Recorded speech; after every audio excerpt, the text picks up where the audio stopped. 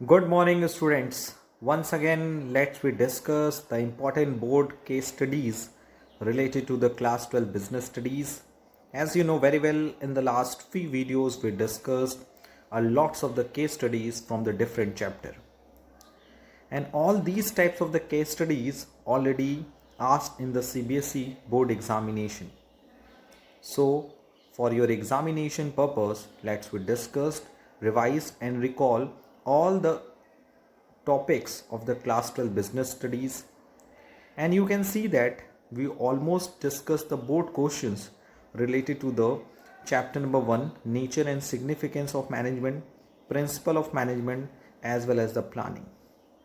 And in the last video you can see that we discussed the case studies on the organizing, planning and the directing, which are very important in the function of the management. In this video, let's we discuss the different case studies related to the different topic of the class 12 business studies. That is an specific topic is in planning, organizing, staffing, directing and controlling. And after the completing the case study session, we are introducing and we are talking about the very important series for your case study, that is an examination booster, and we discussed in detail what are the impact of the COVID-19 on the different sector of our economy.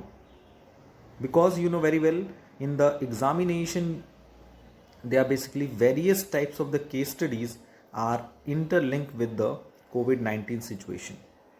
So after completing ये case study complete करने के बाद, board के case study complete करने के बाद, हम लोग नई सीरीज, एक नया सीक्वेंस स्टार्ट करेंगे वीडियोस का. दैट इज उसमें हम लोग डिस्कस करेंगे the impact of covid on the different sector of the economy in detail with PDF notes. So without creating a delay, let's we discuss and start the today's session, today's video. Okay, so let's start. This is a four-wheeler manufacturing company which manufactures small and mid-size car. यानी move limited एक four wheeler manufacturing company है जो manufacturing करती है small और mid car. It's managing director Sanjay Gupta focuses on the satisfaction of the customer needs. जो इस company के मैनेजिंग डायरेक्टर हैं उन्होंने फोकस किया कस्टमर नीड को सेटिस्फाई करने के लिए. He believes that in the long run in an organisation, उन्होंने ये एक्सपेक्ट किया या दिखा कि जो बिजनेस वो चला रहे हैं उसके लिए उन्हें क्या किस चीज़ की ज़रूरत है, एक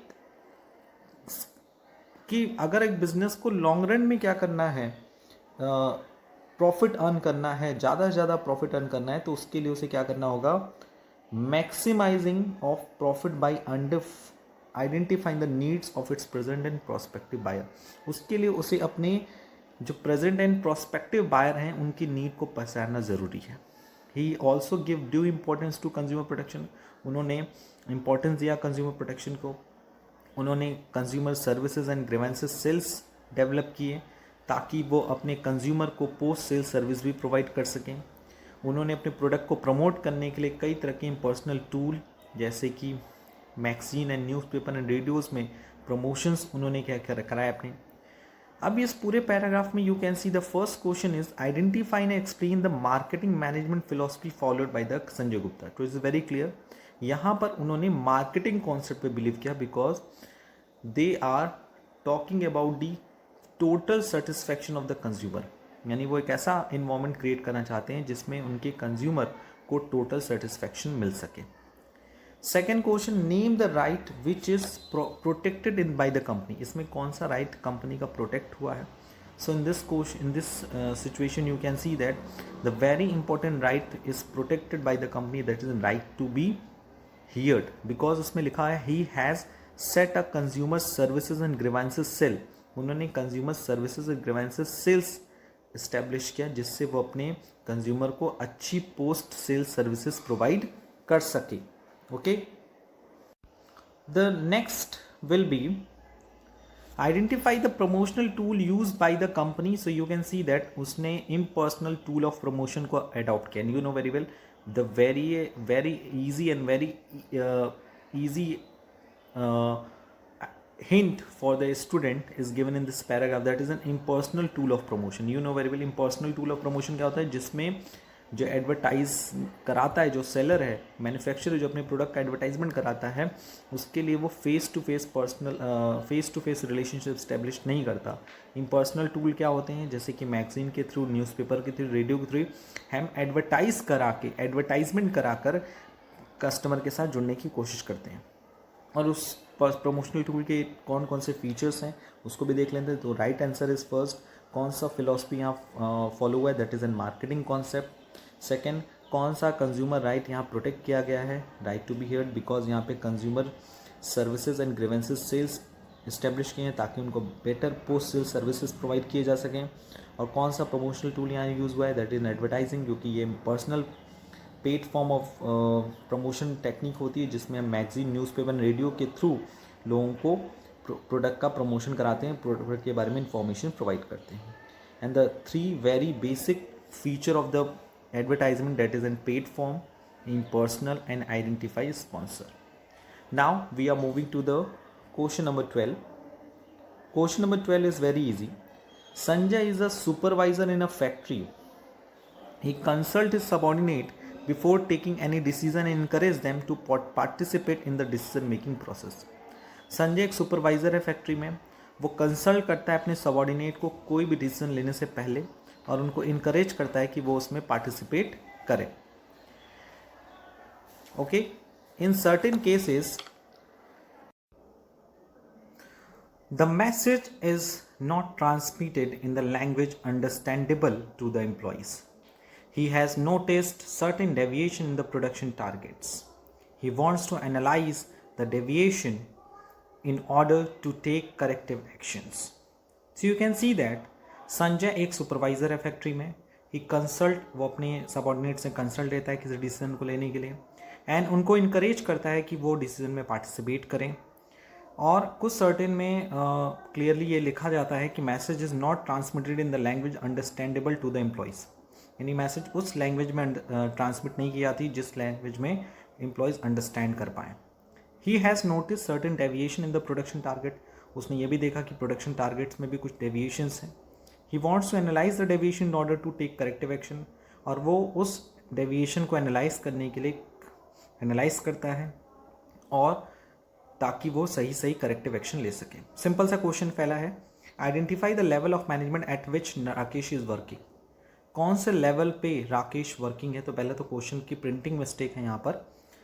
Sanjay is a supervisory in a factory. Sanjay यहाँ पे नेम है बट यहाँ माई मिस्टेकली नेम प्रिंटेड हो गया Rakesh.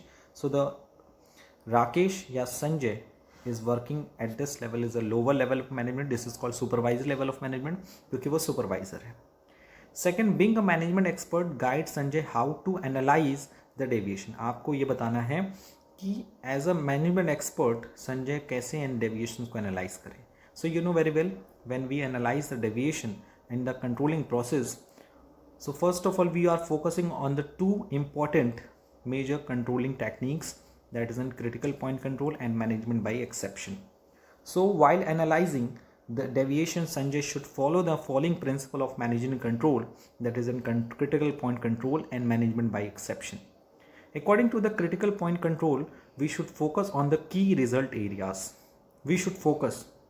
It means the deviations for which areas which are highly understandable, highly affected. So उस पर हमें ज़्यादा फोकस करना चाहिए. And those factors, those areas which does not effect properly to the management, to the controlling system, उस पर हमें leave out कर देना चाहिए. सिंपल सा वो रिजल्ट, उस फैक्टर्स पे, उस एरिया पे हमें ज़्यादा फोकस करना चाहिए जो ज़्यादा इम्पॉर्टेंट है. रही बात मैनेजमेंट बाय एक्सेप्शन, तो मैनेजमेंट बाय एक्सेप्शन से is that we could not control everything. हम सारी चीज़ें कंट्रोल नहीं कर सकते, सारी चीज़ें अपने अकॉर्डिंग नहीं हो सकती. So for this purpose we have to follow the management by exception. Management exception means acceptable deviation, range of acceptable deviation. यानी कि जैसे कि अगर किसी भी काम में 10% का लॉस हो रहा है तो हम 2% तक का लॉस एक्सेप्ट कर सकते हैं, 3% तक का लॉस एक्सेप्ट कर सकते हैं. So it is an acceptable deviation. 7% तक का एक्सेप्ट नहीं कर सकते. सो 3% is called acceptable deviation. So according to the management by exception, 3% acceptable है, 7% acceptable, मतलब additional 7% is not acceptable. And last, identify and explain the leadership style followed by the Sanjay. Sanjay कौन सा leadership style follow करता है? तो according to the question, Sanjay follow the democratic leadership style because वो participate कराता है किसी मैनेजमेंट काम के लिए भी लोगों को क्या करता है, इंक्लूड करता है कि वर्कर्स इंक्लूड हों और डिसीज़न लेने में सपोर्ट करें, और किसी भी काम को करने से पहले वो अपने सबऑर्डिनेट्स से कंसल्ट करता है. Now let's we move to the next question. Question number 30. ABC are thinking to manufacture school bags. They have decided to set up their manufacturing unit in the rural areas of Jharkhand. यानी वो setup करना चाहते हैं manufacturing unit rural area Jharkhand में. And where people have few job opportunities, जहाँ पे लोगों के पास कुछ ही जॉब अपॉर्चुनिटीज़ हैं. दे have also decided what they will neither give nor avail credit while doing their business. So they have decided, उन्होंने decide किया कि ना ही वो क्रेडिट पे सामान खरीदेंगे ना क्रेडिट पे सामान बेचेंगे. यहाँ पर सिंपल सा क्लियर है. Name the function of management highlighted in the webcast. It is very simple.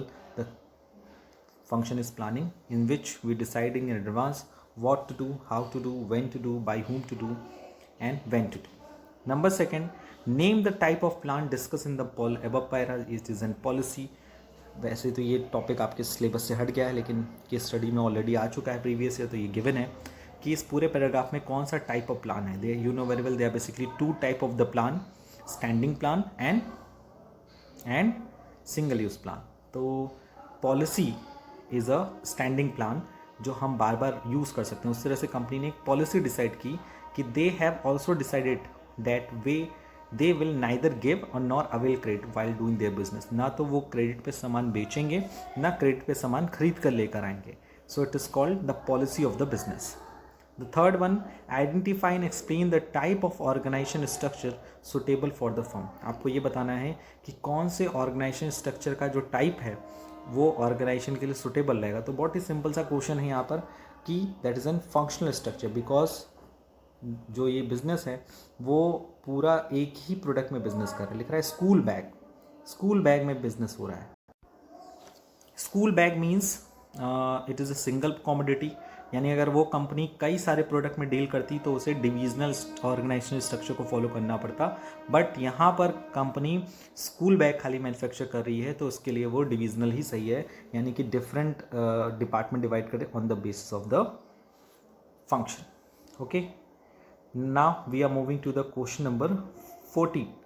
Question number 14 says that Goodline is a firm manufacturing electrical appliance. The CEO of the firm, Mr. Bharat Shukla, ensured that the products are at par with the current safety standard. All the products of the company are ISI marked and are thoroughly tried and tested before they are offered to the consumers. The company believes in using environment-friendly technique of the production and to take care of the long-term well-being of the customer. The company pays attention to the social, ethical and illogical aspect of the marketing. ये पूरा paragraph में लिखा है कि गुडलाइन company जो है वो electrical appliance manufacture करती है. भरत शुक्ला उस कंपनी के CEO हैं और वो प्रोडक्ट बनवाते हैं तो सेफ्टी स्टैंडर्ड को ध्यान में रख के बनवाते हैं. सारे प्रोडक्ट प्रॉपरली ISI मार्क्ड हैं, प्रॉपरली टेस्टेड हैं, उनको टेस्ट किया गया है तभी वो कंज्यूमर को दिया जाता है. और कंपनी ये भी बिलीव रखती है कि हम इन्वायरमेंटल फ्रेंडली टेक्निक से प्रोडक्शन करें ताकि कंज्यूमर लॉन्ग टर्म तरीके से उस प्रोडक्ट को यूज़ कर सकें. कंपनी इसके अलावा कई तरह के social, ethical and ecological aspect marketing पे भी फोकस करती है, यानी सोसाइटी को भी ध्यान रखती है, इथिकल चीज़ों मोरालिटी को ध्यान में रखती है, इकोलॉजिकल एस्पेक्ट पे ध्यान रखती है. तो यहाँ सिंपल सा क्वेश्चन है, identify and explain the consumer right protect by the company in the given case. It is an right to safety. Because you can see that in this question जो company है, company का नाम क्या है, गुडलाइन company, उसने क्या किया है, प्रॉपरली जो भी प्रोडक्ट बना रही है वो प्रॉपरली टेस्टेड हैं, सेफ्टी स्टैंडर्ड के अकॉर्डिंग बनाए जा रहे हैं, उस पर ISI मार्क भी है और कंज्यूमर को प्रोवाइड करने से पहले उसका टेस्ट किया जाता है, ट्राई किया जाता है उसको. Second, name the marketing philosophy followed by the company. और इसमें ये भी बताया गया है कि कंपनी कौन सा मार्केटिंग फिलोसफी फॉलो कर रही है। तो दैट इज़ एन सिंपल सा है, तो कंज्यूमर सेटिस्फेक्शन की तो बात हो ही रही है, तो ये मार्केटिंग कॉन्सेप्ट तो है, बट इसमें सोशल वेलफेयर की बात हो रही है। इसमें लिखा हुआ है क्लियरली कि the company pays attention to the social ethical and ecological aspect. Company social ethical and ecological aspect पे भी ध्यान रखती है, जो कि इस बात की तरफ इशारा करता है कि कंपनी को कंज्यूमर का सेटिस्फेक्शन तो पूरा करना है, कंज्यूमर को सेटिस्फाई तो करना है, बट उसके साथ साथ उसे इन्वायरमेंट को भी प्रोटेक्ट रखना है, सोसाइटी को भी क्या करना है, सेफ रखना है। So you know very well, according to the marketable societal marketing concept, there should be a social consumer satisfaction with the aim of the environmental protection. Okay, so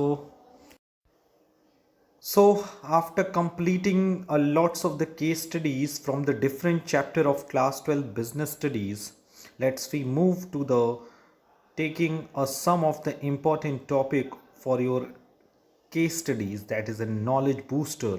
As a knowledge booster, that is an economic impact of the COVID-19 pandemic in India.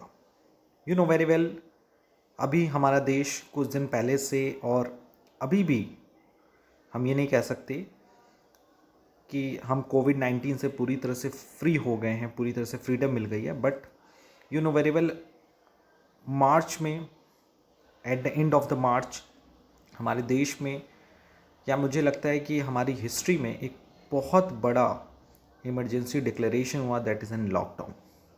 And you can see that this is an result of the कोविड-19 virus.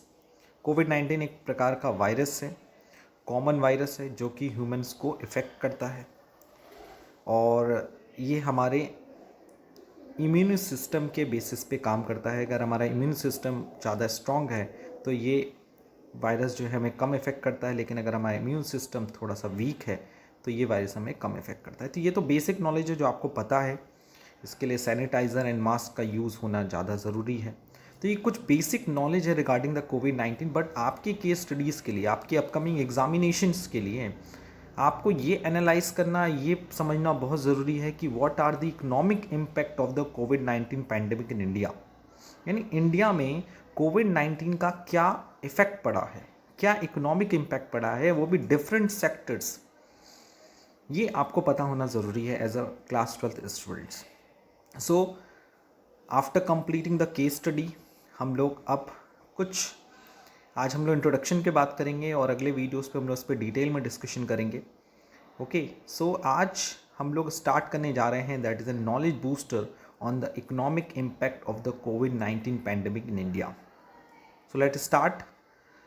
You know very well, coronavirus is a type of common virus that infect human, typically leading to the upper respiratory infection, that is in URI. 7 different type of human coronavirus have been identified. Most of the people will be infected with at least one type of the coronavirus in their lifetime. यानी बहुत सारे peoples जो हैं वो infected होते हैं, एक ना एक कोरोना वायरस से तो एटलीस्ट इफेक्ट होते ही हैं अपने पूरे जीवन में। The virus are spread through the air by coughing and sneezing, close personal contacts, touching an object or surface contaminated with the virus, and rarely by fecal contamination. The illness caused by the most coronavirus usually lasts a short time and is categorized by runny nose, sore throat, feeling unwell, cough and fever. ये सब कुछ basic से लक्षण हैं जिससे हम find out कर सकते हैं कि कोविड है कि नहीं है। कोविड की ये स्पेसिफिक कह सकते हो करेक्टरिस्टिक्स हैं, और एक सिंपल सी बात है कि ये फैलता कैसे है। किसी के पर्सनल कांटेक्ट में आने पे, किसी ऑब्जेक्ट को टच करने से, इस तरह से चीज़ों से फैलता है, एयर के थ्रू फैलता है। And you know very well, the economic impact of the 2020 corona virus pandemic in India has been largely descriptive. The World Bank and the rating agency had initially downgraded India's growth for the physical area year 2021 with the lowest figure India has seen in 3 decades since India's economic liberalization in 1990s. However, after the announcement of the economic package in midday, the India's GDP, that is in gross domestic product estimate, were downgraded even further to move negative figures.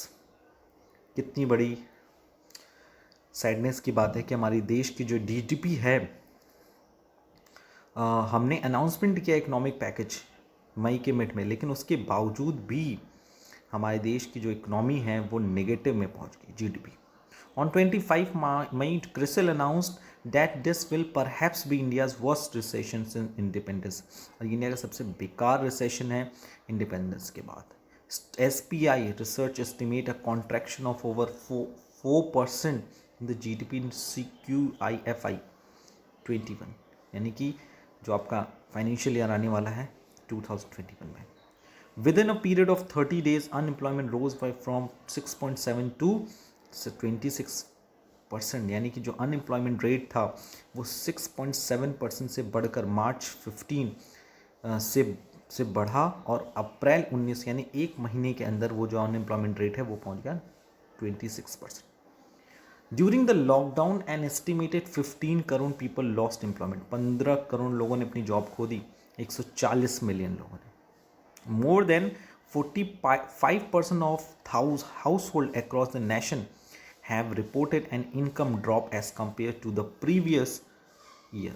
The Indian economy was accepted to lose over 32 crore, that is in 4.5 billion US every day.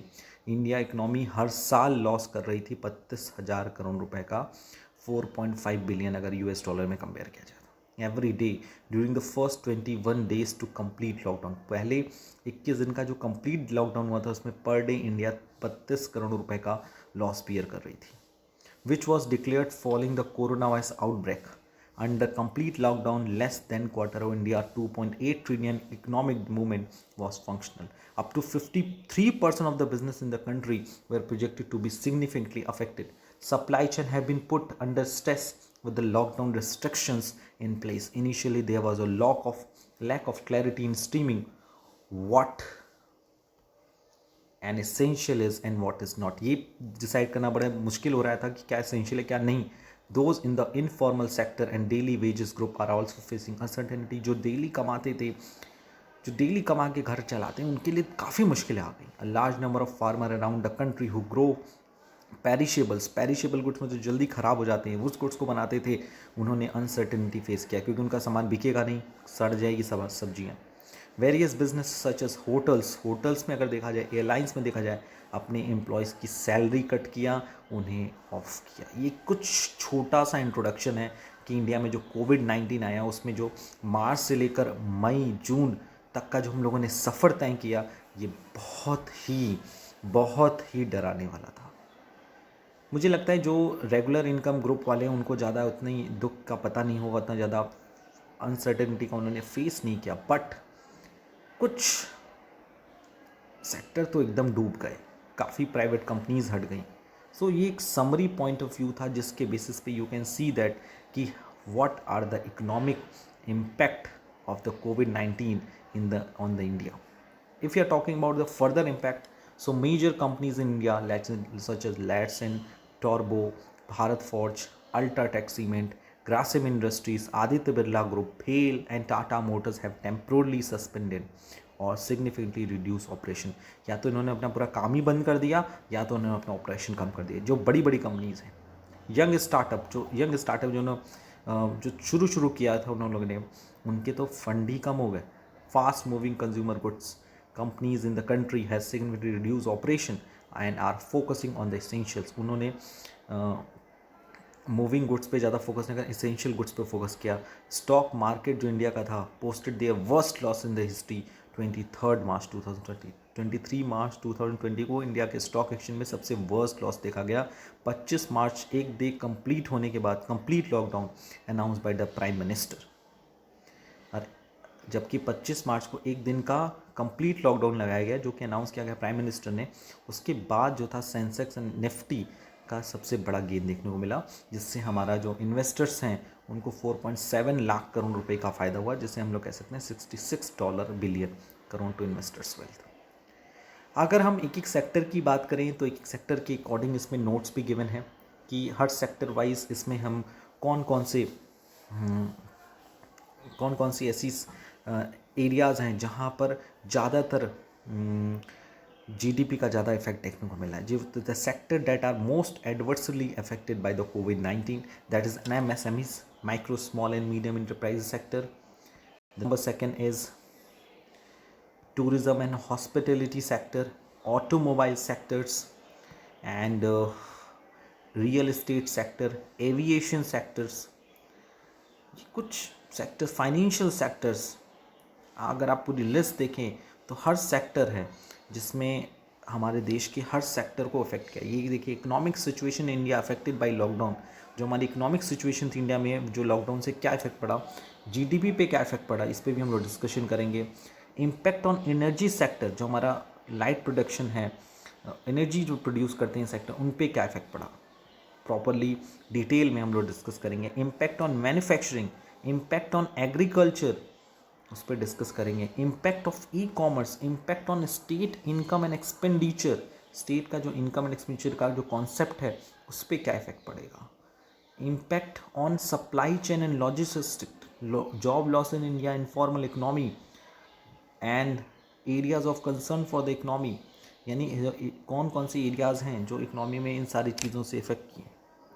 और अगर हम लोग बात करें last point की, तो वो ये लास्ट में हम लोगों ने job losses India in formal economy. हमारे देश में देखिए, फॉर्मल इकोनॉमी में तो हमें पता रहता है कि कितने लोगों की जॉब गई, लेकिन हमारे देश में कई ऐसे सेक्टर्स हैं जिसे हम लोग बोलते हैं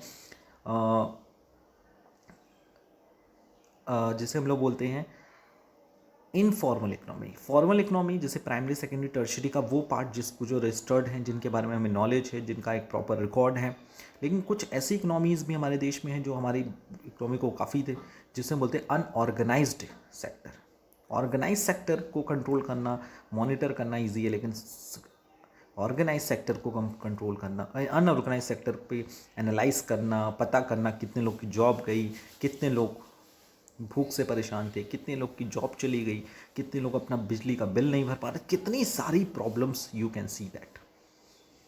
ठीक है, तो हम लोग इस पूरे आने वाले और जो वीडियोस हम लोग बना रहे हैं उस पर हम लोग हर सेक्टर्स की शॉर्ट में हम लोग क्या करेंगे, एनालाइज करेंगे। तो पहला सेक्टर हमारा जिस पर हम लोग डिस्कस करेंगे वो है, that is an MSMEs. MSMEs, the micro, small and medium enterprises, MSMEs, are literally the backbone of the all Indian sector, often engaged in the manufacturing and export activities, two key drivers of the economy. Due to the lockdown in the response to COVID-19 pandemic, almost all MSMEs are out of action.